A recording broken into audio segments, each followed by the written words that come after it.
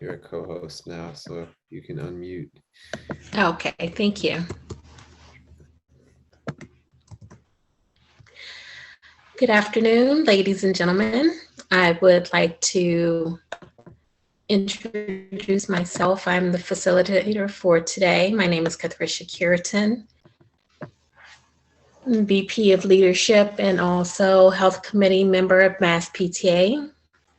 I would like to present PFLAG LGBTQ community support presented by René Rives. Also joining Oscar and Tracy. A recorded version of this workshop will be available. The first session will begin. If you have any questions during this presentation time, type them in the chat. We will open a 10 to 15 minute question and answer if you have. We will also follow with an evaluation survey monkey sent to all attendees at the end of the conference. Moving right along, we would like to turn over to René. It is a great pleasure to introduce René Rives, Program Manager for Greater Boston PFLAG, who is going to talk to us about LGBTQ community support. With 15 years of professional experience in background industry, including youth work, education, and public health to support educators. René is particularly passionate about advocating for BIPOC, LGBTQ plus youth populations, and has guided in partnering with LGBTQ plus populations to meet their needs and challenge oppressive systems. Without further ado, please join me in welcoming René, Oscar, and Tracy.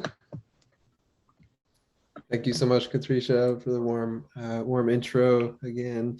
Thank you. Yeah, so my name is René. I use he, him, or they, them pronouns. All that means is those are the words you can use to refer to me in the third person when you're not using my name. I just started as the new program manager at Greater Boston PFLAG last month, and I'm happy to be here with Oscar and Tracy. Oscar, if you could introduce yourself and pass the mic to Tracy.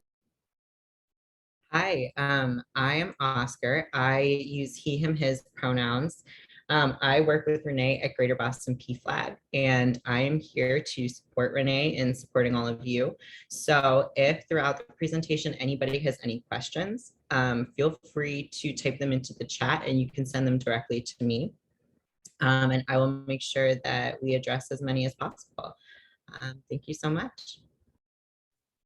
Hi, my name is Tracy McKay. I use she, her pronouns, and I am here as part of our Speakers Bureau to talk about my experience as the mom of 2 transgender children. Thank you so much. Thanks for being here, Oscar and Tracy, and thanks everybody for attending this session. It's a bit content rich, so we're gonna move pretty swiftly. Especially so we can get to hear Tracy's story as a kind of continuation from part 1 and talking about education specific experiences of being a parent of 2 transgender daughters. So again, training guidelines, let's create a brave space where discomfort is okay. Be curious about your own biases. Please ask questions. This is a learning space, so please don't be afraid to ask questions. We will assume best intentions of you. Please assume best intentions of us in giving this presentation. Just get a thumbs up for these training guidelines that we can agree to. Awesome. For the next 55 minutes that we have left. So we're going to understand a little bit of background information. We're not going to go too heavy on the language and terminology because we did that last session, but we will get into guidelines and specific skills to be a more effective ally. Once again, we are Greater Boston PFLAG. PFLAG, we're part of a larger national organization that's the largest and oldest of its kind. We foster LGBT inclusive families, workplaces, and communities through support groups, of which there are at least 16 in the Greater Boston area alone. I know this is statewide, so please check for your local PFLAG chapter. We have a lot of really great resources and support groups for parents, families, caregivers, and guardians of LGBTQ youth. We do education, such as sessions like this, and we also participate in some advocacy to make for more inclusive policies and safer communities for LGBT, for our LGBTQ kin and loved ones. So real quick, LGBTQIA+, this is what those letters stand for: lesbian, gay, bisexual, transgender, queer, intersex, asexual, and there are so many more. I'm going to use LGBTQ as a shorthand for this much longer acronym that includes many different identities relating to mostly relating to sexual orientation and gender identity, but then a little bit more as well. So pronouns, yeah, they're just what we use in place of our name. We all have them. Most of us use them. Some people prefer just to have their name used. Different examples that we've already heard: he, him, his, she, her, hers, they, them, theirs. There's also a couple of other sets of many other sets of pronouns. A couple of examples are Z, here, here's, or am, air. It really, some folks, he, him, his, she, her, hers, or they, them, their just doesn't fit for them, and so they gravitate towards others. It's a way, the reason why it's important is that it's a way to, at bare bones, it's a way to convey respect, to refer to people the way they want to be referred to. And it also signals that it's a conversation starter, and also signals that you are a potentially safe person, especially for someone who is non-binary or transgender. And it also kind of evens the playing field a little bit, because cisgender people who are not trans or non-binary, it's a privilege to not really have to worry or think about what pronouns we use. And so that kind of takes some of the spotlight off of the person who has constantly had to deal with being mispronounced. Singular they, it's a thing. There is precedent. I know we have a lot of educators in this particular space. I know it can be challenging for English teachers in particular, but singular they is a thing. I believe it was, I think, Webster's Dictionary word of the year a couple of years ago. The Washington Post, it's in their style guide to use singular they, and it has this historical precedent. Shakespeare, Jane Austen, Charles Dickens have all used singular they. And even if it weren't grammatically correct, we don't need all of that validation to just show basic respect and refer to people the way they want to be referred to. And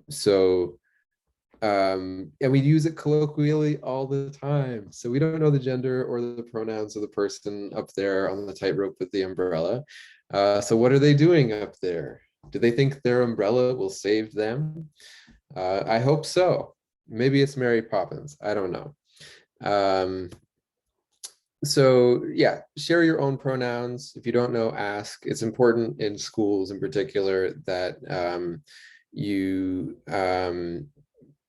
ask what situation, because it may vary for some people due to safety, due to comfort, like they may use a different set of pronouns at home than at school or in specific classrooms. So asking what pronouns someone wants to use. And also just opening the door by offering your own pronouns, that can be, again, a conversation starter and a way to sort of be like, oh, okay, this person is someone that can potentially be out to. Use they as a default until you know the person's pronouns. It's neutral. And then making mistakes, like if someone uses different set of pronouns than you're used to referring to them by, it takes practice. And if you make a mistake, if you mispronounce somebody, apologize, own it, and commit to doing better, and thank the person who's correcting you, whether it's the person you've mispronounced or a colleague calling you in. So create a culture of accountability. Like, oh, that person actually uses they, them pronouns. Okay, cool, thank you. I'm gonna lock that in and commit to doing better. General etiquette around working with transgender youth. Use the language, mirror the language that a transgender person uses for themselves. These identities and the gender journeys are so individual and so specific to one person's experience. So really not making assumptions and using the language that a particular young person uses. You can ask, like, okay, what does that mean to you and how can I best support you? Keep that info private if someone comes out to you as transgender, and work with them on, kind of mapping out who they may or may not be comfortable being out to. Don't ask questions about body parts. Don't ask questions that you wouldn't ask a cisgender person. It's just rude, and quite frankly, like sexual harassment could be, depending on the question. And just a quick language thing. It's not transgendered. It's not a verb. It's an adjective. So a transgender person, a transgender student. Just to get to some of the why this is important, there are a statistically significant number of LGBT students in Massachusetts, according to the Youth Risk Behavior Survey, which goes out every couple of years. 14.3% of students surveyed, thousands and thousands of students across Massachusetts, high schools, and I think they've extended it to middle schools as well. Identify as LGBTQ plus, so lesbian, gay, bisexual, queer, or questioning. And almost 3% of students surveyed describe themselves as transgender or questioning their gender identity. So you have definitely met and taught LGBTQ students, whether you've known it or not. That's why we do what we do. And just thinking about the things that LGBTQ students are disproportionately affected by. 60% of students who reported harassment, 86% of LGBTQ students say they were harassed or assaulted at school. 60% of those students said that school staff did nothing. This is not great, Massachusetts. I know we can do better, and you can be a part of that. And hopefully we can give you some tools and info to help you be a part of the solution. 84% of trans students felt unsafe at school because of their gender identity. I would flip that to say because of how they're treated based on their gender identity. There's nothing inherently wrong with their gender identity. And then 2 in 5, just to keep that intersectional lens in mind, 2 in 5, so 40% of LGBTQ students of color reported being bullied or harassed because of their race or ethnicity. So again, these identities don't exist in a vacuum, and they intersect. And some populations deal with multiple marginalizations. It's all the more important to be that supportive adult. Families, in terms of family support, almost more than 2/3 of LGBTQ youth hear their families make negative comments about LGBTQ people. It's kind of a norm still, even though we've come a long way. And 78% of youth not out to their parents as LGBTQ hear their families make negative comments about LGBTQ people. So there's a little bit of a distinction whether young people are out or not. Folks who are not out are more likely to hear negative comments from their family, and that creates a sense of rejection, which has really negative health outcomes. As we landed on in the last session, LGBTQ youth who had at least one accepting adult were 40% less likely to report a suicide attempt in the last year. So this is a matter of life and death. It certainly can be. And hopefully, and many of you have already been that accepting adult in a young person's life. And it just know that matters and has a very real material impact on health outcomes of the youth in our communities that we know and love and care about. So I'm going to get into mistakes, allyship, and action. Think about intention versus impact.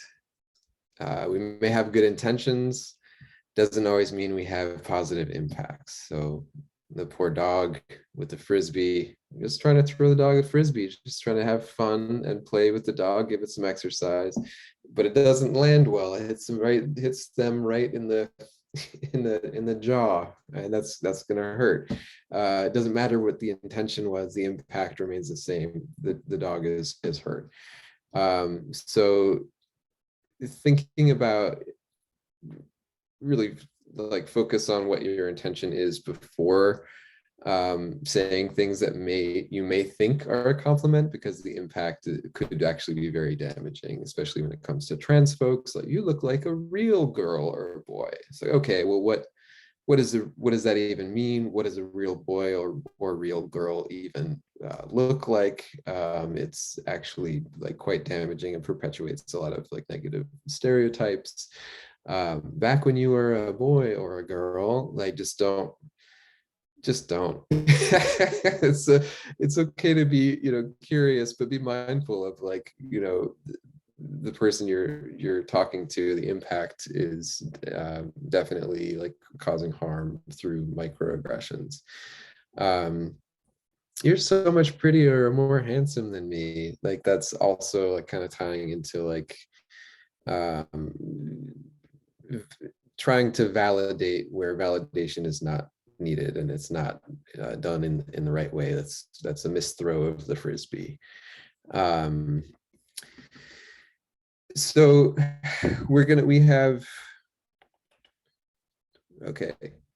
we are cruising right along here.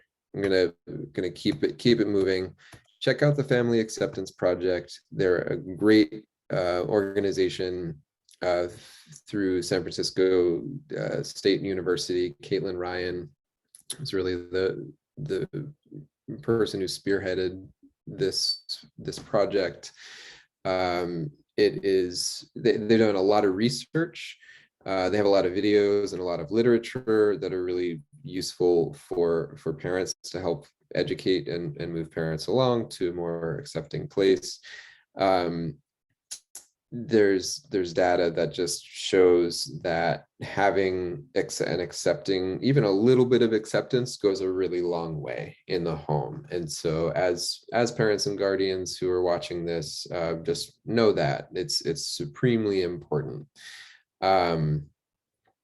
Rejecting behaviors put LGBTQ youth at a higher risk for suicide, depression, illegal drug use, and HIV. And then on the flip of that, for parents, foster parents, and caregivers, even a little change, a little less rejecting can make a huge difference for LGBTQ youth. And there's some great infographics on that site as well. So I think it's just Google Family Acceptance Project, and you'll find a treasure trove of resources. Just a word about gender identity. It develops really early, between ages 1 and 2. We are conscious of physical differences between genders. By 3 or 4, that's when most young people are able to conceive of their own gender identity. 5 to 6 years old kind of pick up on the rules and the stereotypes and become sensitive to adult explicit and implicit messages, including like girls wear pink, boys wear blue. That's locked in at that point. It's already made aware of even earlier than that. And then at 7 years old, there's gender constancy, more or less. I mean, this is on average as well, right? 'Cause some folks have a different developmental timeline, but there's the loss of magical thinking about body and gender possibility. So it's kind of, for a lot of folks, it's locked in what their gender identity is. So that this applies to everybody, cisgender folks and transgender folks. In terms of bringing up the topic at home, like talk about attending this workshop, talk about, maybe watching a TV show together, talk about a movie or TV show that you've seen or an article that you read, as long as it's, positive and affirming. Use books, like this applies to teachers as well in terms of inclusive curriculum, having some representation of same gender loving folks depicted in picture books, and having different models of different types of families in books. Call out discrimination when you see it and explain why. I mean, I think if you don't, that applies in the home and the classroom. It kind of sends the message of like what's acceptable and what's not, and that can be really harmful if you are a passive bystander when it comes to discriminatory language and practices. Use gender neutral and inclusive language, ask about pronouns, be mindful of gender stereotyping. I think, some of that is unavoidable just because it's the world in which we live, but, bringing some mindfulness and awareness to it, and breaking it down. And support organizations that benefit LGBTQ communities, and talk with your children and students about it. Things to keep in mind is specifically relating to when someone comes out to you. So, knowing that you are trusted is really important, because like that's a big deal for someone to come out to you. That means they trust you. So thank them, express gratitude for that. It's an honor, it's a privilege. Mind your body language, be open and not defensive or avoiding eye contact, because that communicates even more than words. Don't say, "Oh, I always knew that. What took you so long?" That can be very invalidating. Even though, again, going back to intention versus impact, like that, the intention is good there in terms of wanting to validate and normalize, but that can be, the kind of may take away from that trust piece. And like taking the young person seriously. Respect the child's wishes for support and confidentiality, and remember that they are the same person as they were before they came out to you. And these journeys are not always linear. So, I think allowing space and holding space for exploring themselves, and that's a normal part of human development, is to explore different aspects of our identities and try checking different things out. So yeah, going along, partnering with them as a part of that journey. So we're a little bit behind on time, so we're going to get to some of this within the educators section as well, in terms of how to proactively support children. And just going to pause for a minute here, see if there are any questions that have popped up. Yeah, one other thing, we can also, if people would like, we can make a version of the slide deck available for people who are watching this later and want to follow along, or just want to keep the information and reference it. So yeah, so we did get a question about children's gender identity developing early, and just kind of like, does it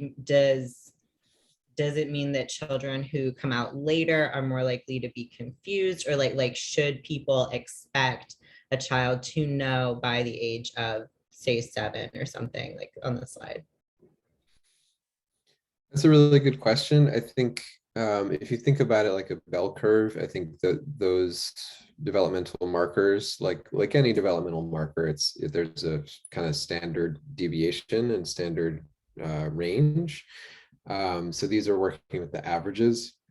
There are always going to be outliers, and that's okay too. That's just as valid. Those journeys are just as valid as the folks who fall more within that average range. And I will say, from personal experience, from people that I know, people who at younger ages were allowed to really experiment with their gender and presentation, they, at least the people that I know, tend to, you know, feel more secure later on because they've had that opportunity to really explore. So yeah, just something to keep in mind. Yeah, thank you for adding that, Oscar. It's a really good point. All right, when it comes to safer schools, and there's obviously an intersection here with parents and guardians, but the law is on your side when it comes to advocating for and creating a safer space for LGBT students. In fact, creating a safer space for LGBTQ students creates a safer and more inclusive learning environment for all students. Gender identity and sexual orientation are two aspects of identity that have been somewhat recently, in the past 10 to 30 years, depending, sexual orientation a little bit earlier, gender identity a little more recent, as differentiated from sex. They are a protected class. You cannot discriminate against somebody based on their gender identity or sexual orientation or other, same thing with ability, race, color, sex, religion, or national origin. So that's important to keep in mind as something to hopefully give you some confidence that, like, okay, the law is on your side and you can cite it if you need to. And in terms of materially, what that looks like is students may access the facilities that best match their gender identity. Having gender neutral options or all gender options is really critical and important. And I, urge you to think about like things that are sex segregated or gender segregated, and think critically about why that is the case and subvert that where you can. If a student isn't comfortable using, if there are not gender neutral options, then students can use a safe alternative, such as the nurse's restroom, but I wouldn't recommend that. I would actually recommend letting transgender and non-binary students use the bathroom that they want. And then if you have the student whose parents are like truly transphobic and like afraid because they know that there's a transgender person using the bathroom, which is a completely unfounded fear, then that person can use the special bathroom. Folks should not have to, go to an out of the way place to use the restroom just because of their gender identity. And actually, a lot of folks who are transgender, a lot of students who are transgender, don't go to the bathroom all day, and that causes serious health problems, and like you're not going to learn in that situation at all. So just let trans students use the bathroom where they feel most comfortable. In terms of records, you have to be very discerning and careful in terms of where you're storing certain information. Again, following the young person's lead in terms of who they are out to and in what situations they use a specific name and pronouns that may be different in different situations. So yeah, keeping records confidential and private. You can, in the SASID, SASID system, it's normal practice to, which is the statewide Massachusetts system. You can update students' demographics, including name and gender. When it comes to federal documents, like an IEP, for example, the legal name has to be on there, but you can just make very clear, like, this student uses this name and these pronouns in this school and at home or wherever it is. And gender spectrum, I don't know if we have a link to it in any of these slides, but it's a really great way to map some of it out, because it can get very complicated when you're sending things home with their legal name and pronouns used at home, but then using a different name and pronouns in the school. It's a lot to keep track of, and it's something you want to involve the student with, in terms of having that really clearly mapped out and delineated in terms of what information is going where, and also working with the student on expanding their support system in terms of who they're out to. Again, it can have to do with safety, and so, like, you have to be very, very cognizant of those kinds of situations, making sure that you don't send the wrong name or pronouns home until the parents are kind of moved along a little bit, which you can also be a part of.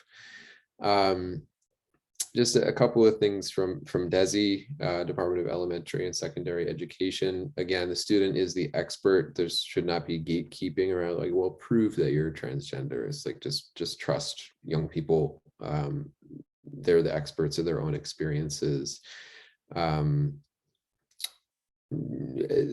Another like big piece is that other people's discomfort. Remember, discomfort is okay. It's a part of learning, especially learning new things that may be unfamiliar to folks. It's not, that discomfort is not a license to discriminate. And that comes up a lot in schools, where other parents or guardians are like, hey, like, I don't like this business of like talking about gender identity or like trans whatever in the classroom, and it goes against whatever belief systems, and I don't believe in this stuff. And it's like, okay, like, your discomfort is not a license to discriminate. We're creating a culture of respect here, and that's really the bottom line. And also, if you have to, the law is on your side, and it's not discrimination against another group based on like religion to support LGBTQ folks. I think that's getting a little bit into the weeds, and I'm happy to serve as a resource for those more nuanced conversations. So best practices, social transition should involve a team. And social transition, all that means is a student who is transgender, maybe dressing in the clothes that are more associated with the gender that they identify with. So for example, like a transgender guy who maybe was presenting in a more feminine way before their transition is dressing in a more typically masculine way, maybe using a different name, a chosen name, which is legal in Massachusetts. You don't need to go to court to change your name. You can do it casually, as long as it's not for the purposes of fraud. And using different pronouns. Those are some examples of social transition. And so really having that mapped out with the student at the center, and then kind of a supportive team around them. If you can't, if someone wants to be out as transgender in one specific classroom, but not other classrooms, and there's like, just being real with the student of like, okay, yeah, I'm gonna like keep this confidential, and also like others, like students are going to talk, and like this information may like get out there in other spaces, and let's plan for that.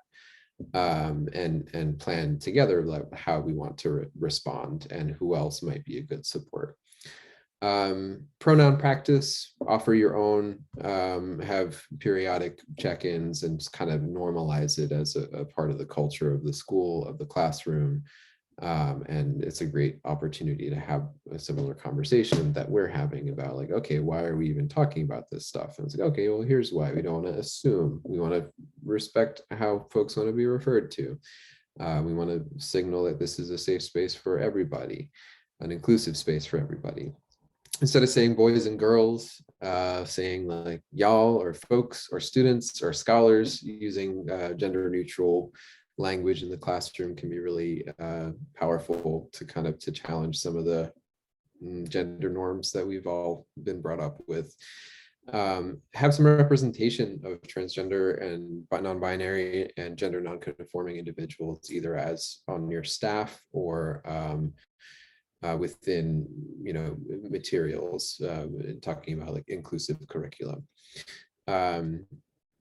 And yeah, again, really challenge whatever gender distinct policies there are. Question the sort of dogma and conventional wisdom of like, oh, like girls line and boys line. Like there's so many different ways to that are much more creative than that, that break down some of those gender barriers and practices. Having a GSA and so Gender and Sexuality Alliance, or QSA, Queer Straight Alliance. That's a great way for to build community, and is often a sign of a healthy, inclusive and affirming school. And yeah, having inclusive curriculum, allowing children and parents to change their name and gender marker in the system. These are just some key common characteristics of an inclusive and affirming school. We have about 3 more minutes before we get to Tracy and hearing about parents' perspective in dealing with the education system. So creating an inclusive classroom, again, eliminating gendered activities, routines, and groupings. You can have like team colors or something. So you got like team blue over here, team red over here, and like depending on the age range as well, right? And we're happy to provide some resources that are like K to 12 and developmentally appropriate in terms of how to approach de-gendering certain practices and how to present certain material. In your classroom, having signs that point out, clearly indicate where gender neutral bathrooms are. Integrate famous LGBTQ people in your curriculum and highlight various types of families in everything you do, including like math word problems, and having like gender neutral names where it's like, oh, we have no idea the gender of these parents that are popping up in this particular word problem, or whether they're parents or not. Yeah, be visible. So have a safe space sticker up, have posters, have stickers, buttons with your pronouns, trans flag. I mean, anything that indicates that you are a safe person. Students are going to be scanning for safety and also scanning for threats, especially LGBTQ students. And so signaling for safety is really important to make, I mean, I'm just picturing like the exhale of like of a young person being like, oh, okay, cool. I know that this place, even if I'm not out to this person, I know that this person is at least has some knowledge and is potentially, you know, a safe person to go to. Shoulders drop down. I can learn now, right? Like I'm not like in this fight or flight fear mode. Just be sure that you have the practices to back up the sticker. You can't just get the sticker, throw it up on in your classroom and say, I'm an ally, and then do things that are damaging or harmful. It's okay to make mistakes, of course, but you gotta have you gotta be able to walk the walk, and hopefully you're taking some of this to be able to do that. And then, yeah, just having a reading list. well, we can send you a reading list, and all ages. There are so many different LGBTQ books that can be, brought into the classroom, brought into the library. Yeah, be inclusive with pronouns. I don't want to belabor it. You can include pronouns as a part of student surveys as another way to integrate that into the classroom. And yeah, you want to, stating your own pronouns decentralizes cisgender identities, and kind of not, again, that piece of privilege about cisgender folks not really having to think about pronouns or being mispronounced for the most part.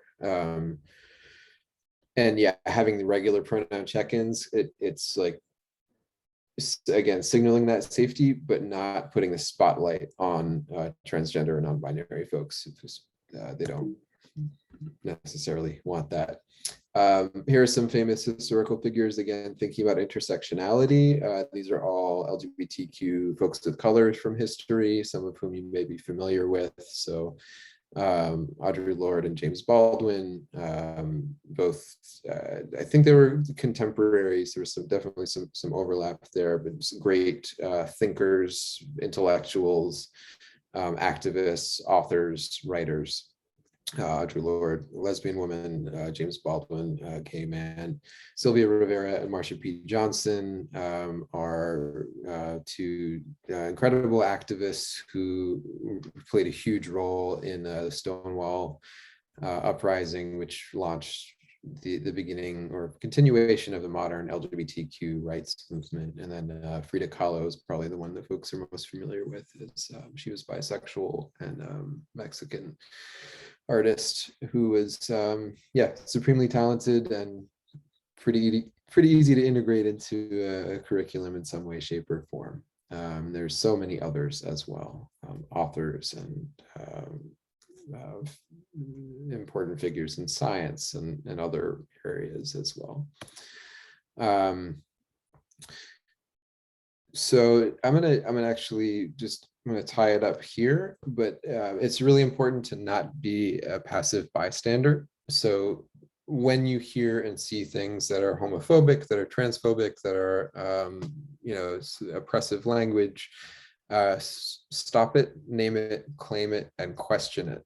So if misgendering happens, whispers or stares, or like saying like, I guess it's still a thing somehow, that's so gay, like, press the pause button, stop what you're doing, stop it. You're like, oh, hey, like I heard what you just said, and that's not the kind of language that we use in this classroom.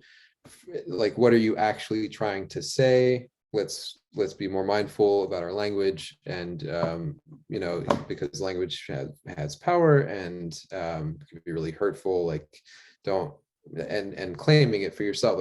I find it offensive because for whatever reason you find it offensive. Just like owning that and claiming it. Take a breath in there somewhere, so you can have like a rational conversation about it. And sometimes you just need to kind of nip it in the bud, especially if it's a repeat thing. And that's the way to not only signal safety, but show that like what kind of behavior is acceptable or unacceptable in your classroom.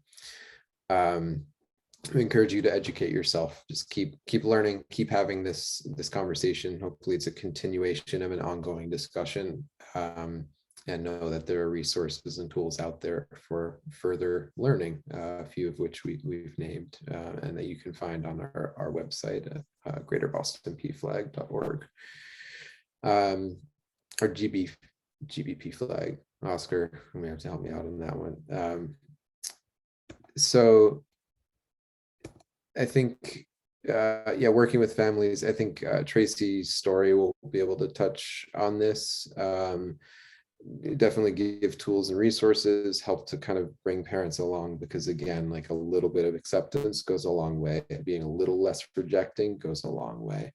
And don't just focus on that student's identities, like show other things about the student, like, oh, they're really into basketball and their art is amazing, and like talking about student with families in a well-rounded way as a whole student. So this resource for mapping out like who a trans student is out to and not, and what the plan is, definitely check out. If you're going to check out any resource, educators especially, check out genderspectrum.org. And with that, we're going to pass the mic over to Tracy for part 2 of her story, and we'll wrap it up with the Q&A. Thank you so much. That's great information. So for those of you who may not have been at the earlier session, my name is Tracy McKay. I use she, her pronouns, and I have 3 children, aged 19, 23, and 25. And for the first 17 years of parenting these amazing kids, I thought that I was raising 3 boys. But then about 7 years ago, both my oldest child and my youngest came to me, each without knowing about the other, and let me know that they were transgender. And it's been about a little over 6 years now that both of them have been living full-time as the young women they always knew themselves to be. And I say that way very intentionally because what I have come to understand is that my kids did not switch from being boys to being girls. They were girls all along, and the rest of us just didn't know it. So for this session, I wanted to focus about my daughter's experience at school. And I'm going to specifically focus on my younger daughter because I think that's going to be most relevant to you here listening to this presentation today. So my daughter, youngest daughter, knew for certain that she was transgender when she was in 2nd grade. Now, I don't know if she knew what that word meant, but she clearly knew that she was a girl. However, she didn't come out to me or to anyone until late into her 6th grade year. So when I look back now, or even then, you know, my heart just breaks for that little 8, 9, and 10-year-old child who was dealing with this, such a huge thing, all by herself, both at home and at school. And when I asked her what it was like at school during that time, she talks about how many times she was forced to be in one of those male-female boxes, like this is the boys line, this is the girls line, lining up in a certain way or a certain boy-girl order on the rug. And every time she was presented with that choice, she would always choose the boys box because she knew that that was expected of her. And every time she did it, she felt badly about herself. She felt badly because she wanted so fiercely to be in the other line and didn't know how to get there.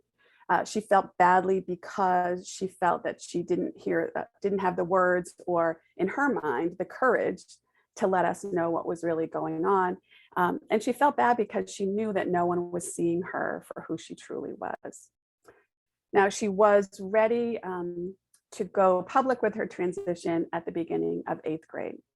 So she asked us to transfer her out of public school and into a private school where she'd be enrolled for the first time as a girl. Now, everyone handles transitioning differently. For her, it was just really important that she had a clean slate or start with a clean slate.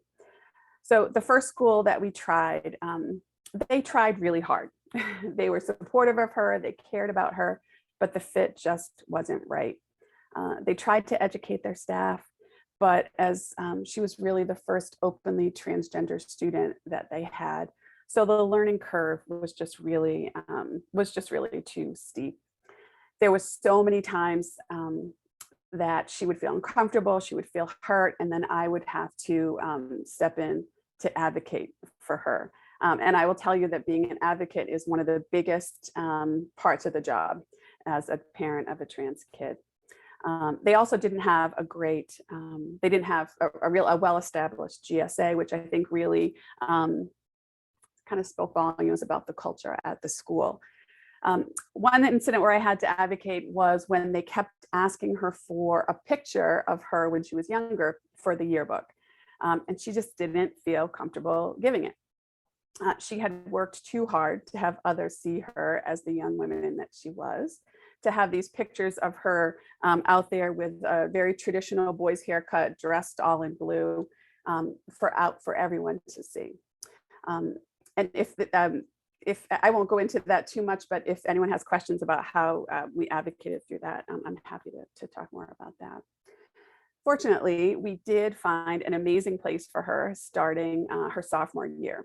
It was really just a place that just got it. There was gender neutral bathrooms everywhere. They had a very strong GSA. There were so many openly LGBTQ plus students. And in this environment, we saw her grow more comfortable in her skin each and every day.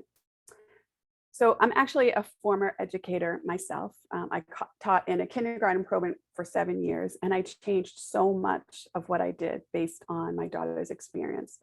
I got rid of all gendered groupings in the classroom and really worked on eradicating gendered words like boys and girls and you guys. I have to tell you, you guys is still my biggest challenge. I brought in books that reflected characters, a variety of gender expressions, gender identities, various family compositions. And I really tried to stop and challenge the binary and gender roles every time that it popped up. That is not to say that I got it right, far from it. Even as the mom of 2 transgender children, I made my share of mistakes. I remember one incident when I saw a little student who was in another classroom standing outside the bathroom. So there was the boys room and the girls room, and this child was standing in front of it. Now, I knew that the world identified this child as a girl, but they had a very masculine gender identity, only dressing in boys' clothes, having a more traditional boys' haircut. So as they stood there looking at these 2 doors, I walked up to them and I say, "Hey, kiddo, this one is the girls' room." And as soon as I said it, I was horrified by what I had done. I kicked myself for weeks afterwards. I kept thinking, had I made this child feel the way my daughter felt over so many times? But after a while, I just had to let myself off the hook because none of us is going to be perfect. And I just had to, I had to believe that any good I did outweighed the bad when I made mistakes. So for educators, if I could give you one piece of advice, I would say to go into every classroom or every year, assuming that you have a transgender child in that classroom or a student questioning their sexual orientation in every single class. And statistically speaking, if Renee had brought up earlier, if you've been teaching for any length of time, you certainly have. So even you might not know it, but these kids are there and they are listening. And that's why it's so important to adopt the inclusive practices that Renee is describing here today, whether it's in your classroom or your home, because whatever you think you know or know about or think you know about your kids' gender identity or sexual orientation, you have kids coming in your house, in and out of your house all the time. So again, you may never know who those kids are.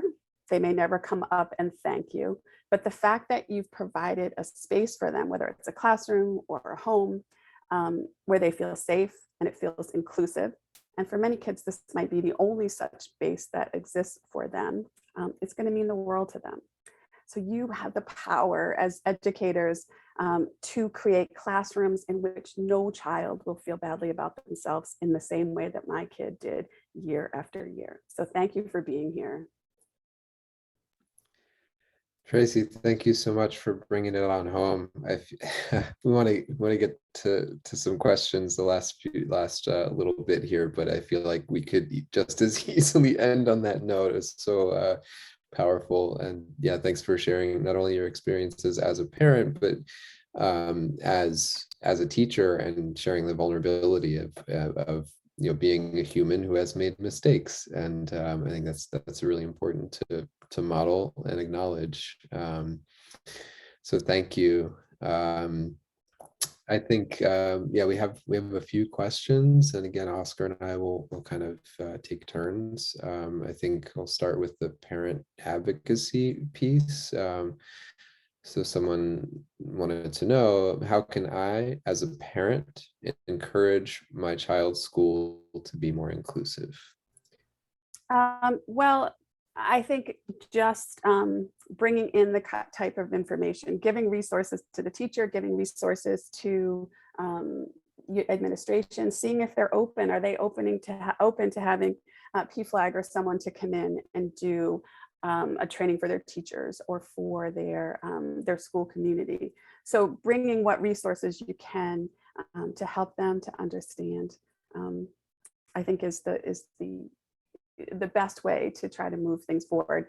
And, you know, just to keep advocating for your child each time that you need to. And I think one of the big things about advocating is really to, I think as parents, you know, there's just this mama bear, papa bear mentality. You want to just get in there and fix it. And I think one of the things that's really important is, whatever the age of your child, is to stop, ask them how they want you to handle this situation, and then go from there. So I think, you know, asking your child how they would like to help you proceed, and then just providing as much resources as you can to the school, I think is the way to go. Yeah, that's a very powerful combination that can go a long way for sure. Thank you for emphasizing and double underlining that.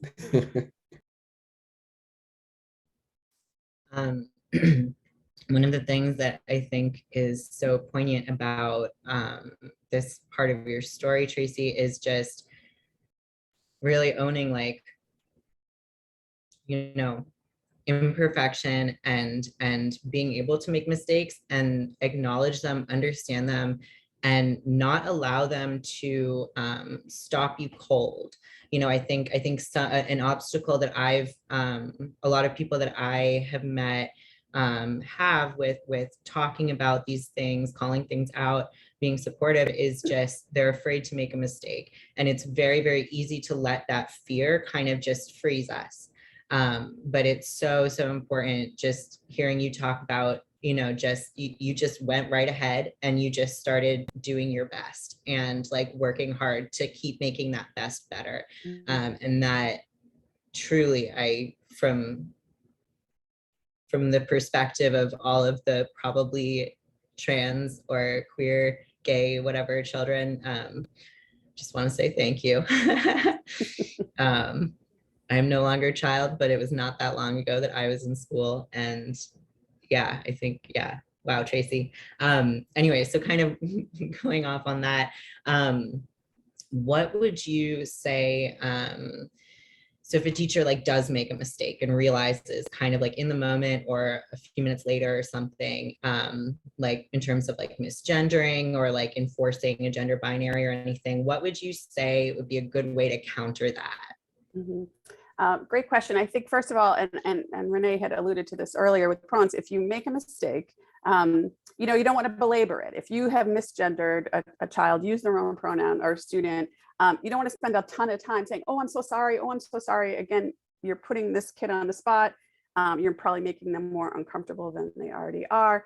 But just doing a quick, I'm sorry. I know you use they pronouns. I'm going to use that in the future, and then move on, and that's it. And then store it away for next time. So really, it's important that you do acknowledge it. You don't want to let it go.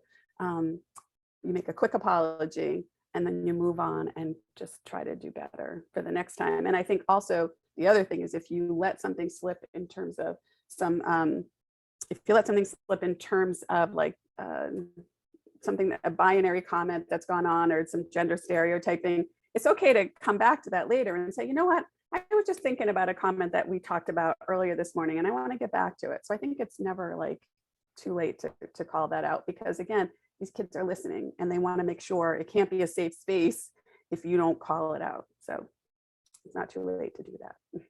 That's a great point. Thank you, Tracy. Yeah, it really never is too late to be like, hey, remember that thing I said that felt weird? I'm sorry about that. I'm going to do better.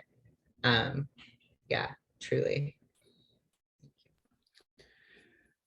Well, we're just about at time, and we have in addition to the Survey Monkey, we have a Google form evaluation to give us some feedback. We'd love to hear, you know, what you thought went well and what could be improved upon. So our next training is even better. Always want to steadily refine and improve. I think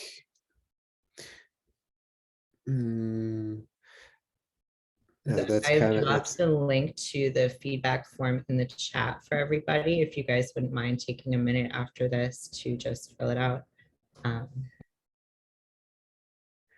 and I'm trying to think of like follow-up resources to send. Who would be the best person to send that to? Jackie? Okay, great. So we'll follow up with some resources to pass along to participants and also future viewers of these recordings. So thank you so much for having us. We greatly appreciate the opportunity to be here with you this morning and into the afternoon to talk about identities that we're passionate about and how to best support LGBTQ IA youth. And I'll see you hopefully at the town hall in about a half an hour. Thanks, Deb. Thanks for being here. Thank you again, Renee, Oscar, and Tracy.